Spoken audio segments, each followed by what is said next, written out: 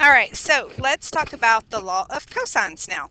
The law of cosines is not a proportion. It's just going to be a straight across the board equation, but it is still just as easy. So this time, when we had, well, first of all, when we had two sides and two angles, okay? When we did two sides and two angles, we did the law of sines. So now we're going to use the law of cosines, and you're going to use the law of cosines if you're just missing one piece, okay? So this will kind of be your generic equation. So notice that you have a C, an A, and a B, so it kind of looks like Pythagorean theorem a little bit, and then you're going to subtract a section, okay? So let's talk about what that's going to look like. All right, so you basically will have three equations. They're all the exact same equation, so please don't let this scare you. They're just interchangeable.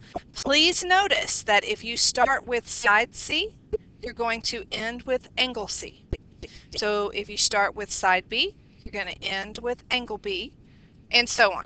Okay, so this is when you're talking about three sides and an angle kind of thing. Okay, so let's look at some examples. So in triangle ABC, notice they've given us two sides and one angle, and they want us to find side A. So these things are still working as pairs or partners, just like with the law of sines.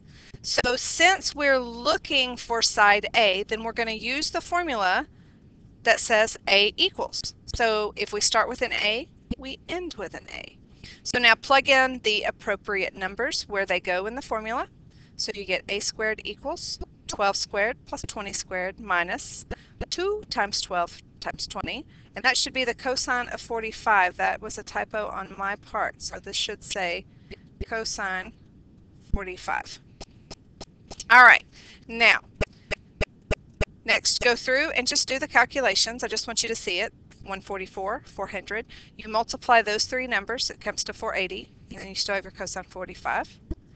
And then you're going to add, okay, please make sure you add these two together, but do not subtract this piece right here from this, because this right here has to be multiplied together before you can subtract it.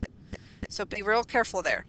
But if you just were to type that all in the calculator and hit enter, you would get this number here. Okay, so if you take, and then obviously you're going to want to take the square root of both sides. So if you take the square root of both sides, you're going to get that A is equal to 14.3. Now up here they said angle A was 45, and in the picture it says 40. We're going to go with 45.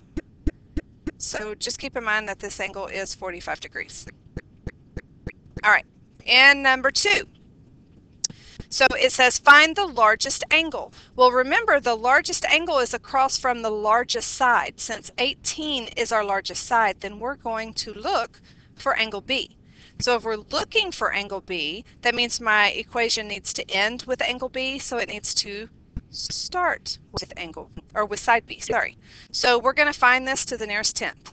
So all you do is plug in your sides. So since this is across from B, this will be. This is across from C, so it's C. This is across from A, so it's A. And that's how you decipher through. So you plug in the numbers. So you get 18 squared, 12 squared, 9 squared, minus 2 times 12 times 9 times the cosine of B.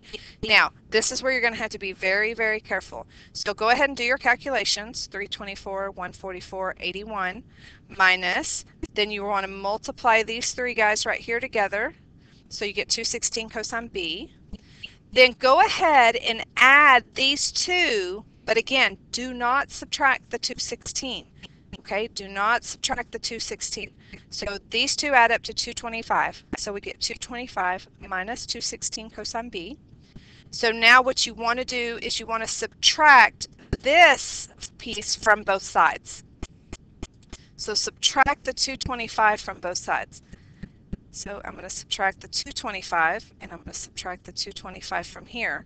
So now I'm left with negative 216 cosine B, and then this is 99. Well, obviously, we're going to want to divide by negative 216. Okay, so now when you divide by negative 216, now you're going to have a negative number equals the cosine of B. But remember, when you're looking for an angle, you always inverse. So you're going to inverse this. So you inverse cosine, and you get that your angle is about 117.3 degrees, because they wanted us to go to the nearest tenth. So this one takes a little bit more work when you're doing inverse. You can't just type it in and hit enter like you can when you're looking for a side. So when you're looking for a side, it's a little easier. All right, last example. In this one, they tell us in a parallelogram, the adjacent sides measures 40 and 22. If the larger of the angle in the parallelogram is 116, find the length of the larger diagonal. Okay, well, the larger diagonal is going to be across from the larger angle. So in this case, this is B's, so this is A, and this will be your C.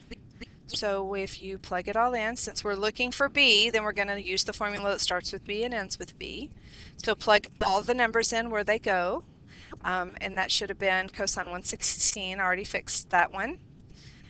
Again, since this is just looking for a side, you can actually type this into your calculator exactly like you see it and hit enter, and you get that number.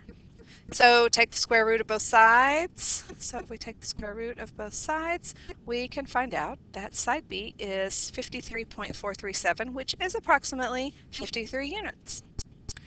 And that's how you do the law of cosines. So not as hard as they sounded. See you later.